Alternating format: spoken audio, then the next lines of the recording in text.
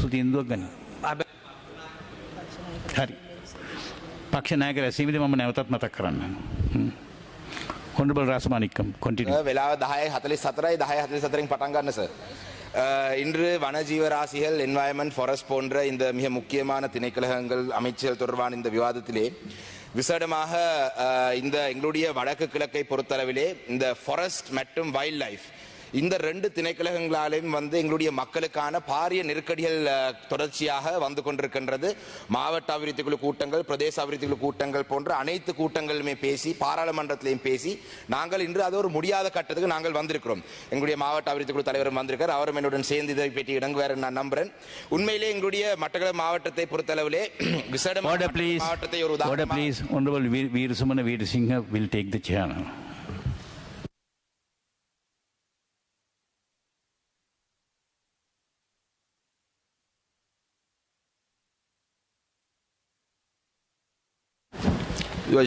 நன்றி. மட்டக்களப்பு மாவட்டத்தை பொறுத்தளவிலும் வடக்கு கிழக்கை பொறுத்தளவிலுமே இந்த ஹியூமன் எலிஃபண்ட் கான்ஃப்ளிக்ட், அதாவது எங்களுடைய விவசாயம் செய்யும் மக்கள், தொடர்ச்சியாக விவசாயம் செய்யும் மக்களுக்கும் யானை பிரச்சனை என்றது தொடர்ச்சியாக காலங்காலமாக வந்து கொண்டிருக்கும் ஒரு பிரச்சனை. இந்த பிரச்சனையை பொறுத்தளவிலே மட்டக்களப்பு மாவட்டத்தை மட்டும் பட்டிப்பளையாக இருக்கட்டும், வெள்ளாவளியாக இருக்கட்டும், வவுனதீவாக இருக்கட்டும், செங்கலடியாக இருக்கட்டும், கிரானாக இருக்கட்டும், அதே போல விசேடமாக கிளிநொச்சி மாவட்டம், முல்லைத்தீவு மாவட்டம், இந்த அனைத்து மாவட்டங்களிலுமே விவசாயிகள் ஏதோ ஒரு வகையாக ஏதோ ஒரு கஷ்டப்பட்டு தங்களுடைய இந்த உரத்தை எடுத்து விவசாயத்தை செய்த பிறகு இந்த பிரதேசத்திலே யானைகள் அந்த விவசாயத்தை அழிக்கிறது ஒரு பக்கம், அதே நேரத்தில் யானைகள் கிராமத்துக்குள்ளே பூந்து வீடுகளை அடிக்கிறது ஒரு பக்கம், யானை அடித்து உயிரிழப்பு நடக்கிறது ஒரு பக்கம், இவ்வாறு தொடர்ச்சியாக நடந்து கொண்டிருக்கு.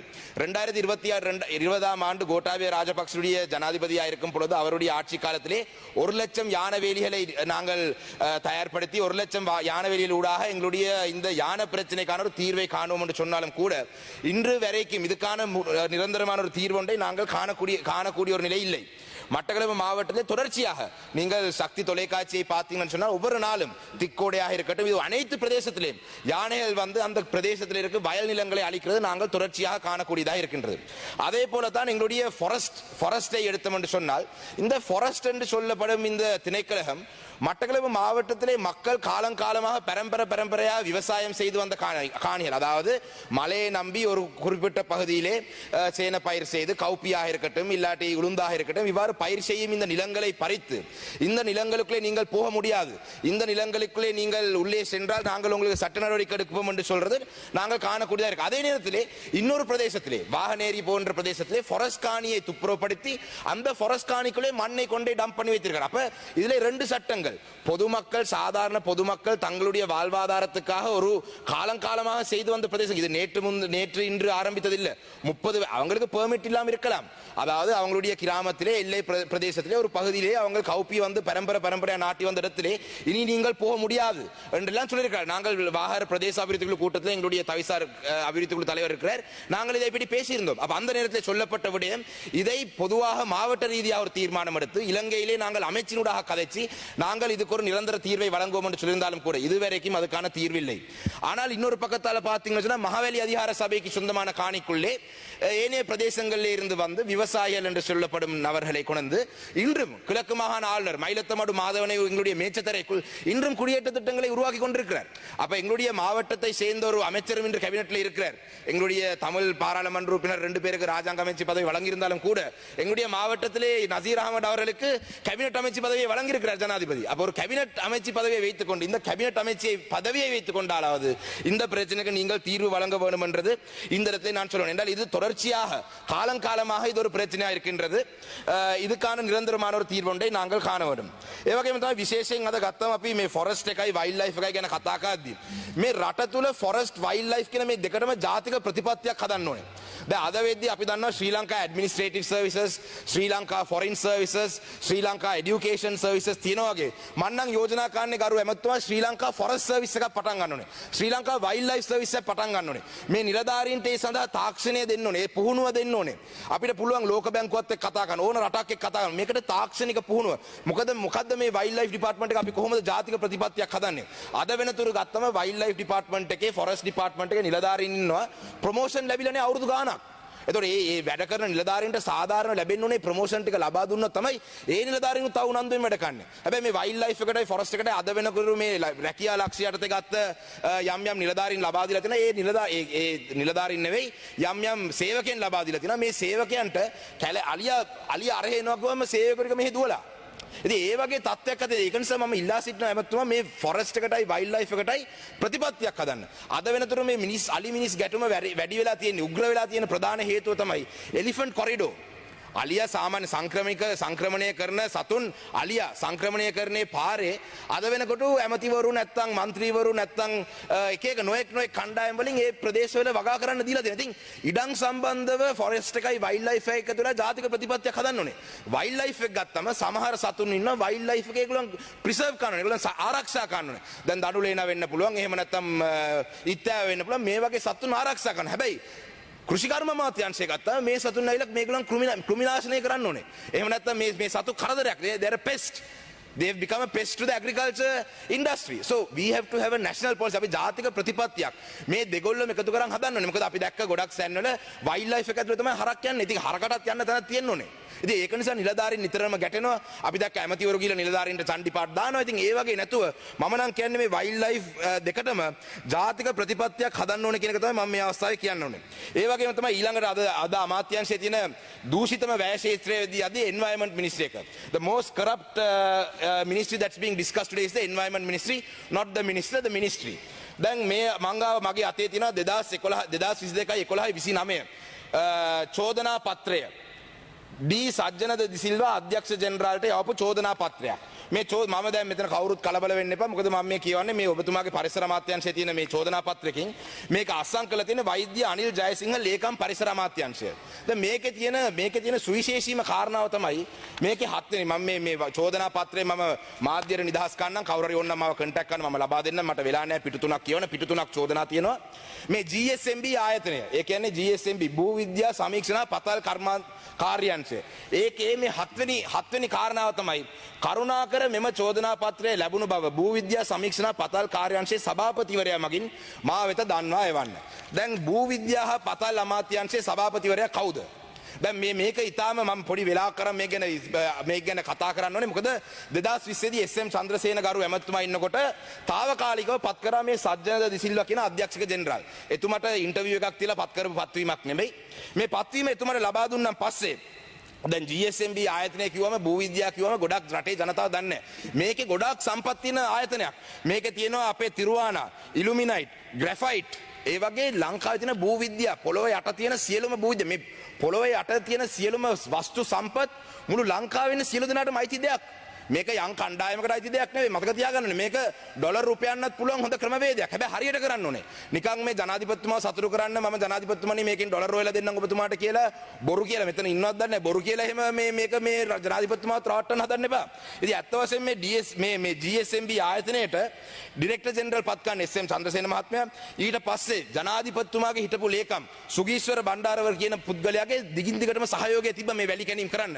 මේ පුද්ගලයාට දිගින් දිගටම තිබ්බ මේ ආයතනයට සභාපති හැටියට හිටියේ ශ්‍රී ලංකා පොදු ජන පෙරමුණේ එන්ජිනේරු සංගමය හරහා යෝජනා කරපු පුද්ගලයෙක් මම හිතන්නේ අනුර වල්පොල කියන මහත්මයා.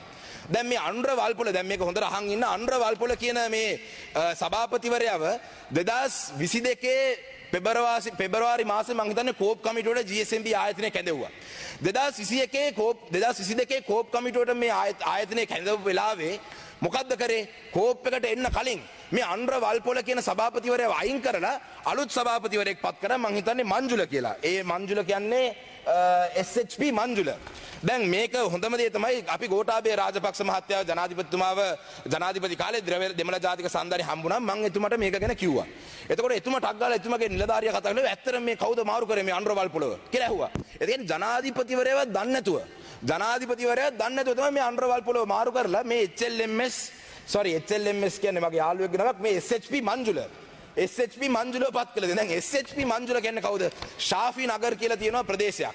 මේ ශාෆි නගර් වල තියෙනවා ලක්ෂයක් හෙක්ටයාර 28ක් තියෙනවා වැලි කැණීම් කරන්න පුළුවන් තැන්. මේ හෙක්ටයාර 28 කියුබ් ලක්ෂයකට වඩා තියෙනවා. ඒ කියුබ් ලක්ෂය කියන්නේ මං හිතන්නේ මම නම් කියුබ් 3මාර වැලි පටවන മന്ത്രിවරයෙක් ඉන්නවා නම් කියන්න කියුබ් 3මාර මං හිතන්නේ දැන් 55000 60000ක් විතර යනවා මං හිතන්නේ. එතකොට කීයද? 90ක් යනවා 90000ක් යනවා. එතකොට 90000ක් යනවා කියලා කියනකොට මේ කියුබ් ලක්ෂයක් තියෙනවා මෙතන. එතකොට ලක්ෂය වැඩි කිරීම 90000. මේකේ වටිනාකම. එතකොට මෙතන දැන් ඇවිල්ලි ඉවරලා මේකේ ප්‍රහෙලිකාව කියන්නේ මෙතන මම මෙතන මේ එක ආයතනයක් වෙනුවෙන්වත් නෙවෙයි පෙනී හිටින්නේ. මම මේක ප්‍රධාන වශයෙන් කියන්නේ මේ එක උදාහරණයක්. භූ විද්‍යාව හා පතල් කර්මාන්ත කියන කොච්චර දූෂිතද මේ දූෂණයෙන් අපි සභාපතිවරයාගෙම පටන් ගමු. එතකොට එතනින් එහාට ඊළඟ දූෂණ ටික රටේ ජනතාවට හිතා ගන්න පුළුවන්. දැන් මේ සභාපතිවරයාට පර්මිට් එකක් තිබිලා තියෙනවා අප්ටවුන් වෙන්චර්ස් ප්‍රයිවට් ලිමිටඩ්. දැන් මේ 2021 කෝප් කමිටුවේ රැස්වීමට එන්න කලින් අර හිටපු සභාපතිව මාරු කරලා පත් කරන සභාපතිවරයා. සභාපතිවරයා කවුද? ශාෆි නගර් කියන ප්‍රදේශයේ ලක්ෂයක් කියුබ් ලක්ෂයක් පටවන්න පර්මිට් එකක් දාගත්ත පුද්ගලයෙක්. අප්ටවුන් වෙන්චර්ස් ප්‍රයිවට් ලිමිටඩ්. එයාගේ පර්මිට් එකේ අංකය තමයි TDL ඇලයිරක් B ඇලයිරක් TM ඇලයිරක් 0351. දැන් මේ පුද්ගලයා දැන් බාන්න මේ වැලි ලංකාවේ වැලි ආරක්ෂා කරන කොන්ෆ්ලික්ට් ඔෆ් ඉන්ටරෙස්ට් වැලි ආරක්ෂා කරන්න ඕන පුද්ගලයා සභාපතිවරයා තමයි මේ පර්මිට් එකේ අයිතිකාරයා. එතකොට විශල්ම කියලා තව ආයතනයක් ඇවිල්ලා තියෙනවා මං ගාව මේකේ ඕන තරම් ලියුම් තියෙනවා මේ විශල්ම කියන කම්පැනිය කොළඹට ඇවිල්ලි ඉවරලා දීලා තියෙනවා ඇප්ලිකේෂන් එකක් ශාෆි නගර් කියන ප්‍රදේශයේ වැලි පටවන්න.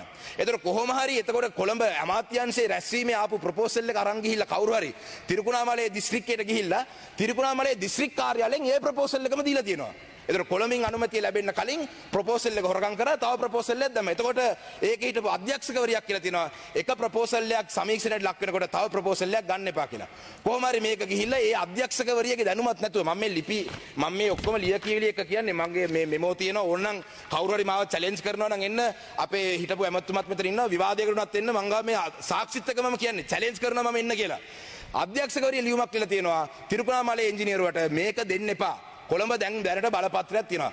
අධ්‍යක්ෂකවරියගේ දැනුවත් වීමක් නැතුව මෙන්න මේ පර්මිට් එක දීලා. දැන් එතකොට අප්ටවුන් වෙන්චර්ස් ආයතනයේ ලංකාවේ අද GSMB ආයතනයේ සභාපතිවරයා මේ HMS මංජුල කියන පුද්ගලයා තමයි සභාපති. එයාගේ නමට තමයි අප්ටවුන් වෙන්චර්ස් තියෙන්නේ. අප්ටවුන් වෙන්චර්ස් එකට පර්මිට් එක අරගෙන. එතකොට කෝප් කමිටුවේ රැස්වීමට ඇවිල්ලා එයා කිව්වා නෑ මම දැන් අප්ටවුන් වෙන්චර්ස් එකේ නෑ. මම මේකේ අධ්‍යක්ෂක මණ්ඩලයෙන් ඉවත් වුණා. දැන් එයා අධ්‍යක්ෂක මණ්ඩලයෙන් ඉවත් වුණාට ඊළඟ පර්මිට් එක තියෙනවා මෙතන වැලි ගොඩ දාන එකක්. වැලි ගබඩා කරන්න තව පර්මිට් එකක් තියෙනවා. දැන් අධ්‍යක්ෂකවරයා හැටියට ඉන්න කාලෙම මෙන්න තියෙනවා ඒ වැලි ගබඩා කිරීමේ පර්මිට් එක. ඒ පර්මිට් එක තියෙනවා නොවැම්බර් මාසේ 9 වෙනිදායි 2022 නොවැම්බර් මාසේ 9 වෙනිදා වෙනකල් පර්මිට් එක තියෙනවා. ඒ කියන්නේ දැන් දවස් 30කට කලින් වෙනකල් එතුමට මේ වැලි බිස්නස් එකට එතුමා සම්බන්ධයි. මේ පර්මිට් එකේ නම්බරය තමයි අප්ටවුන් ventures SHP Manjula TDL ඇලයිරක් B ඇලයිරක් TM 0374. මේක තමයි මේ GSMB ආයතනයේ සභාපතිවරයාගේ තියෙන පර්මිට් එකයි එයාගේ ගබඩා කිරීමේ පනත. දැන් මම මේ අවස්ථාවේදී කියනවා විශේෂයෙන්ම ගරු ජනාධිපතිතුමා ගිහිල්ලා කොප් 24 ගිහිල්ලා පරිසරයේ හදන එක ගැන කියනවා. ගරු ජනාධිපතිතුමා පොර ටෝක් දෙනවා. මම දැක්ක ඊයේ පෙරේදත් කියලා තියෙනවා මේ රට විදේශික රටවල් එහෙම අපිට සහයෝගය දුන්නේ නැත්නම් විදේශික රටවල් මේ රටේ පරිසර විනාශයට ලෝකේ පරිසර විනාශයට මේකට ඕගොල්ලන් වග කියන්න ඕනේ කියලා. මම ජනාධිපති ලේකම්තුමාට පරිසර අමාත්‍යාංශයේ ලේකම්තුමා ලියුම ලියලා තියෙන්නේ සභාපතිවරයාට. මේ අධ්‍යක්ෂක ජෙනරාල් ගැන ඇක්ෂන් එකක් ගන්න කියලා. ඉතින් එකතු වෙලා හොරකම් කරනවා කියලා චෝදනා තියෙන කට්ටිය මම හිතන්නේ ගරු ඇමතුමා මම හිතන්නේ මේ කතාවෙන් පස්සේ පිළිතුරේදී ඔබතුමා කියන්න බාධා කරන්න නැතුව මේක ඔබතුමා අමාත්‍යවරයා වශයෙන් වහාම මේ අධ්‍යක්ෂක ජෙනරාල් මේ GSMB ආයතනයේ සියලු දූෂිත කටයුතු වලට වක් කියන්න ඕනේ මේ අධ්‍යක්ෂක ජෙනරාල්ව වහාම වැඩතහනමක් කරන්න ඕනේ. මොකද මේ චෝදනා පත්‍රේ ලේකම්තුමාගේ තියෙන්නේ. එහෙම ඔබතුමාලා කරන්නේ නැත්නම් ඔබතුමාලාට මම දවස් 15ක විතර කාලයක් දෙන්නම්. ඔබතුමාලා එහෙම කරන්නේ නැත්නම් මම කතා කරන ඉන්ටර්නැෂනල් ප්‍රෙස් මීට් එකක්. I will call for an international press conference and I will tell the world that His Excellency the President has been threatening the countries around the world that if they don't cooperate with environmental climate change in the world and doesn't help South Asia, that they will have to be held responsible for all this destruction. I will have a press meet. I will have an international press meet. මම ජාත්‍යන්තර මාධ්‍ය සාකච්ඡාවක් කළා කියනවා ලෝකේ රටවල් වලට ජනාධිපතිතුමා චණ්ඩිපාත් දාන ගමන් ලංකාවේ පරිසර අමාත්‍යාංශයේ පරිසර ලේකම්තුමාගේ නියෝගයක්වත් මේ රටේ ක්‍රියාත්මක වෙන්නේ නැහැ කියලා. ඉතින් වහාම මේ HMS මංජුල කියන සභාපතිවරයා වහාම වැඩතහනම් කරන්න ඕනේ. වහාම මේ අධ්‍යක්ෂක ජෙනරාල්වරයාට පරීක්ෂණයක් පටන් ගන්න ඕනේ. මං ගාව මේ ආධාර ඔක්කොම සාක්ෂිත් එක තමයි මම මේ අවස්ථාවේ ඉල්ල තියෙන්නේ. ඒක නිසා මම ඊටාම සතුටු වෙනවා කවුරුත් මේක ගැන මට කරදරයක්වත් කරපු නැති එක ගැන. මොකද මේක ඇත්ත බව සියලු දෙනාම දන්නවා. මේ පාර්ලිමේන්තුවේ මම මේක කියන්නේ මේ පාර්ලිමේන්තුවේ മന്ത്രിවරු ගොඩක් අයට පර්මිට් තියෙනවා. ඒකේ ගැටලුවක් නැහැ. පර්මිට් තියෙනවා. හැබැයි මම කියන්නේ මේ දූෂණේ මට පල්ලෙහා ඉඳන් උඩට යනවට වඩා උඩ ඉඳන් පල්ලට එන එක ලේසි. දැන් සභාපතිතුමාම කරප්ට් නම් කොහෙද ඉතින් ආයේ නිලධාරීන් ගැන කතා කරන්නේ? ඒක නිසා මම වැඩි වශයෙන් මේ සබ්ජෙක්ට් එක ගැන මම අද කතා කරන්න බලාපොරොත්තු වෙන්නේ නැහැ. ඊළඟට අද තව සබ්ජෙක්ට් එකක් තියෙනවා Ministry of Tourism and Land. I wish Honorable Harin Fernando was here a little while ago. Now Honorable Harin Fernando, if you're in your office, you must understand that the Ministry of Tourism and Land is a large subject. There's a lot of things to be said. But in the Ministry of Lands, Honorable Fernando, I have brought to your attention about the large amounts of corruption that happens within the land ministry. And just like how I would like Honorable Nazir Ahmad to take action with the environment ministry, I would expect you to take action with the land ministry as well. Because the land ministry is one of the most corrupt ministries as well. At the same time, I saw a meeting. මම දැක්ක ඊයේ පෙරේදා මේ ජනාධිපතිතුමා මේ මඩකලපුව දිස්ත්‍රික්කයේ tourism සංවර්ධනය කරන්න රැස්වීමක් තියලා තියෙනවා ජනාධිපති ලේකම් කාර්යාලයේ. ඔබතුමාව මම ඒකේ දැක්කේ නැහැ. ඒතුමා කියලා තියෙනවා මං හිතන්නේ තිරුකුණාමලේ බෝඩර් එකේ ඉඳන් මඩකලපුවේ අනිත් පැත්තේ බෝඩර් එනකල් ඉඩම් හඳුනාගෙන මේ ඉඩම් හරහා අපි ඇවිල්ලා ටුවරිසම් කරන්න යනවා කියලා. දැන් ඇත්තටම මඩකලපුවේ දැනට තියෙන හොටෙල් වලත් සංචාරකයෝ ඉන්නේ නැහැ. පාසිකුඩාවල තියෙන හොටෙල් භාගයට භාගයක් හිස්. මඩකලපුවට සුද්දෙක් මම සුදු හමක් දැකලා නැහැ මං අර. මම තමයි මඩකලපුවේ ඉන්න සුද්දා. ඉතින් එතනින් එහාට මඩකලපුව දිස්ත්‍රික්කයේ ටුවරිසම් හදන්න මේ ඉඩම් හඳුනාගෙන මේ ඉඩම් බෙදෙන වැඩපිළිවෙලක් ආරම්භ කරන්න ඕනේ නැහැ. පහුගිය කාලෙත් මෙහෙම තමයි ඉඩම් හඳුනාගෙන පාසිකුඩාවල තියෙන ඉඩම් ටික ඔක්කොම කෑලි කරලා ඇමතිවරුන්ගේ යාළුවන්ටයි ලොකු ව්‍යාපාරිකයන්ට තමයි ලබා දුන්නේ. ඒක නිසා මම මේ අවස්ථාවේ ඉල්ලා සිටින්නේ මඩකලපුව දිස්ත්‍රික්කයේ ටුවරිසම් සම්බන්ධ වනේ ඕන වැඩපිළිවෙලක් කරන ගරු ජනාධිපතිතුමනි ආණ්ඩු පක්ෂ විපක්ෂ කියලා බලන්න එපා. අපිටත් කතා කරන්න අපි ඔබතුමාට සත්‍ය තොරතුරු ලබා දෙන්නම්. Also, on the Ministry of Tourism, in terms of policy, Honorable Fernando, the type of tourists that we should look to attract are much different to the countries like Thailand. Because in Sri Lanka, we don't want a large volume of, we don't want millions of tourists to come and destroy the beauty of this country. So we need to go one step above. We need to attract tourists who spend money. දැන් අද වෙනකොට අපේ රටට සුද්ධ සමහර එනවා දවසටම සුද්ධ වියදම් කරන්නේ ඩොලර් 10යි. මම ලංකාවේ මිනිස්සු ඊට වඩා වියදම් කරනවා. ඩොලර් 10 කියන්නේ 3800ක් විතර, කාමරේට 1500යි. දවල්ට කන්නේ ජූස් පැපොල් ගෙඩියක් කාලා ඉන්නවා දවල්ට. රැයට පොඩි පාන් කෑල්ලක් කාලා ඉන්නවා. එච්චර තමයි. ඉතින් අපි ඇට්‍රැක්ට් කරන්නේ අඩුම ගානේ. මං හිතන්නේ ටුවරිසම් මිනිස්ට්‍රි එකේ ගිය අවුරුදු කීපයකට පෙර බජට් එකේ දාලා තිබ්බ ලංකාවේ ටුවරිසම් ඉන්කම් එක ඇවිල්ලා 5 බිලියන් ලංකාවට 5 බිලියන් ඩොලර්ස් එනවා කියලා. මේ 5 බිලියන් ඩොලර්ස් ගාන හදලා තියෙන්නේ එක සුද්දෙක් එක රැයකට ඩොලර් 180ක් වියදම් කරනවා කියලා. අද වෙනකොට ඩොලර් 18ක්වත් වියදම් කරන්නේ සුද්ද තමයි ගරු ඇමතුමා එන්නේ. ඉතින් ඒක නිසා මේ සුද්දෝ ඇවිල්ලා අපේ පාසිකුඩාවලට නම් සුද්ද වෙන්නේ නැහැ. උණවට්ට බීච් එක වෙන්න පුළුවන්, මිරිස්ස බීච් එක වෙන්න පුළුවන්, අපේ කල්චරල් ට්‍රයැන්ගල් එක වෙන්න පුළුවන්. මේවල සුද්දෝ වැඩිපුර එන්න ඒ ප්‍රදේශවල තියෙන රිසෝසස් අපිට අහිමි වෙනවා. මොකද ඒ සුද්දෝ ගිහිල්ලා පිරිලා ප්‍රිස්ටින් බීචස් කිව්වම ප්‍රිස්ටින් බීච් එකක් වුණාම සුද්දෝ දෙතුන් දෙනෙක් ඉන්නවා බීච් එක බලන් ඉන්නවා ජූස් එකක් බොනවා ෂැම්පේන් ග්ලාස් එකකට එහෙම තියෙනවනේ. මේ සුද්දෝ 1000ක් විතර බීච් පාටි දාලා ඉවරලා මේ ඩොලර් 10 දවසට වියදම් කරන සුද්දන්ගෙන් එහා ගිහිල්ලා I understand දැනට තියෙන තත්ත්වය අනුව එන ඕන සුද්දෙක් අපිට ඩොලර් අවශ්‍යයි. හැබැයි ඔබතුමාගේ අමාත්‍යාංශය හරහා ඉදිරි අනාගතයේදී මම නම් කියන්නේ මේ ක්වොලිටි එක වැඩි සුද්දෝ පොඩ්ඩක් ක්වොලිටි එකකින් වැඩි වෙච්ච සුද්දෝ අපිට මේ ලංකාවට ආකර්ෂණය කරගන්න පුළුවන් නම් මං හිතන්නේ ඒක ඉතාමත්ම රටට ඉදිරි අනාගතේ බුටික් හොටෙල්ස් එකක් අපි හදන්න ඕනේ. දැනට තියෙන බුටික් හොටෙල්ස් වලට අපි සපෝට් කරන්න ඕනේ. මං කියන්නේ මම කියන්නේ නෑ අපේ මේ බැක්පැකර්ස්ලා ගේන්න එපා කියලා. හැබැයි දැනට එහෙම කමක් නැති වුණත් ඉදිරි අනාගතයේදී පොලිසි එකක් වශයෙන් we should look at attracting more and more tourists who spend a little bit more money than we expect. ඒ වගේම තමයි මම මේ අවස්ථාවේදී කැමති කියන්නේ මේ වෙරිටේ ආයතනයෙන් කරලා තියෙනවා රිසර්ච් එකක්. හුස්ම ගත්තට කමක් නැද්ද තමයි මේ රිසර්ච් එකේ නම. Is it okay to breathe? ස්වාසිප්පදක පරවැල්ලයා. හුස්ම ගත්තට කමක් නැහැ. ඒ කියන්නේ මේකෙන් කියලා තියෙන්නේ මේ ලංකාව අපි දක්වනවා ඩෙල්හි වගේ රටවල් වල මේ වායු දූෂණය, වාත දූෂණය වෙලා ඒ රටවල් වල හුස්ම ගන්න බැරි තත්ත්වයක් ඇවිල්ලා තියෙනවා. දවල් නිකන් ඉන්න වෙලාවටත් මාස්ක් දාගෙන යන්න ඕන තත්ත්වයක් ඇවිල්ලා තියෙන ඒ වගේ රටවල. ඉතින් ලංකාවත් වැඩි දුර නැහැ. ඉතින් ගොඩක් අය මේ සර්ප්‍රයිස් වෙයි. මේකේ ගිහිල්ලා බැලුවොත් එහෙම මේකේ තියෙනවා වෙබ්සයිට් එකක් airquality.lk.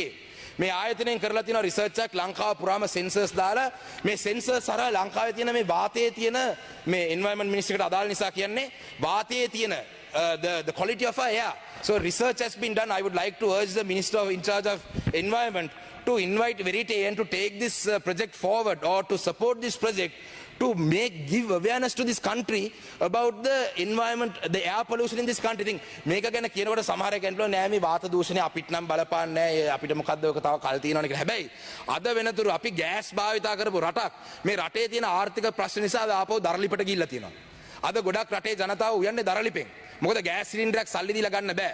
මම දැක්ක සමහර තැන්වල මේ ගෑස් සිලින්ඩරේ උඩ දර දාලා ගෑස් සිලින්ඩරේ ලිපක් බවට පත් කරපු ජනතාව මම දැක්කා. ඉතින් අද වෙනතුරු මං හිතන්නේ ඒකේ රිසර්ච් එකේ කියලා තියෙනවා ඒකේ මම දන්නේ ඒකේ යුනිට් එක මොකක්ද කියලා 2.5ට අඩු කොටස් ඒ කියන්නේ දුමෙන් එන ඒ මේ දරලිපේ එන අවයව වලින් එන 2.5ට අඩු යුනිට් එකක් තියෙනවා නම් ඒක කෙලින්ම යන්නේ පෙනහලට කෙලින්ම යන්නේ ලේ වලට. ඉතින් අද වෙනකොට ලංකාව පුරාම දරලිප් භාවිතා කරන ජනතාව මේ දරුණු ප්‍රශ්නයට මුහුණ දෙනවා ගිය අවුරුද්දේ විතරක්. ලංකාවේ මේ උස්ම ගැනීමේ රෝග නිසා 8000කට වඩා ලංකාවේ රෝහල් ගත. ඉතින් මේ ලංකාවේ රෝහල් පද්ධතියටත් මේගොල්ලන් බරක් කියන එක මේ අවස්ථාවේ කියන්න ඕනේ.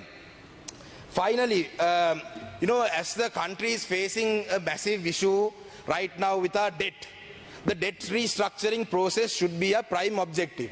We are debating about a budget where some of the balances are very, very, very minimal. We have other ways that we can, we will talk to you in the future about how the government can increase its revenue.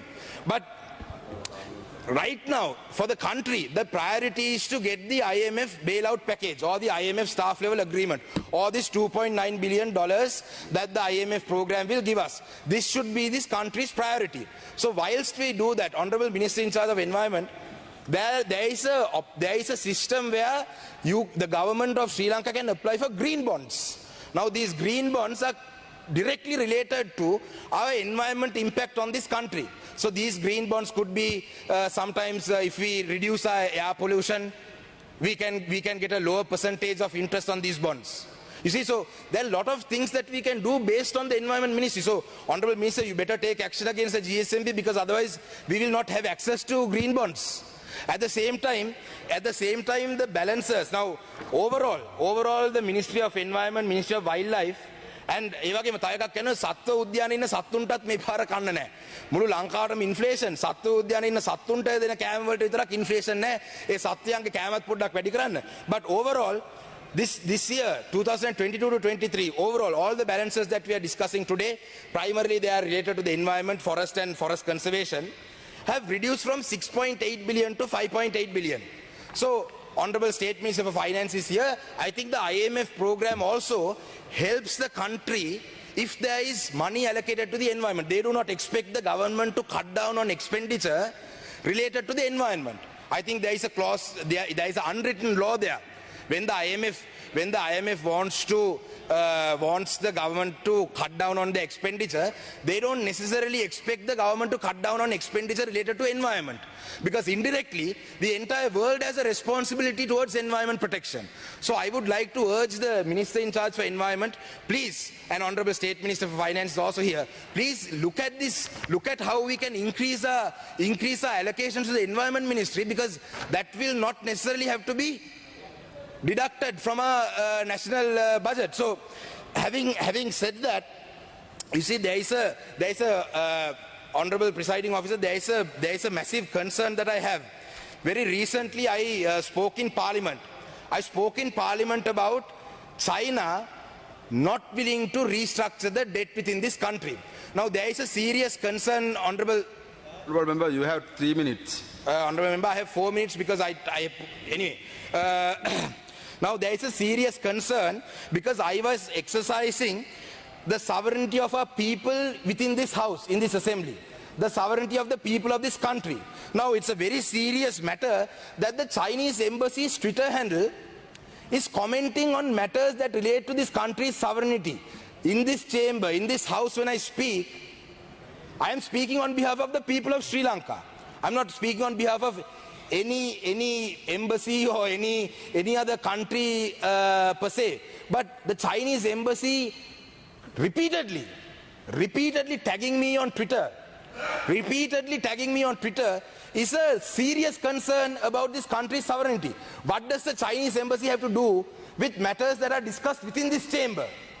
I have the privilege to speak in this house.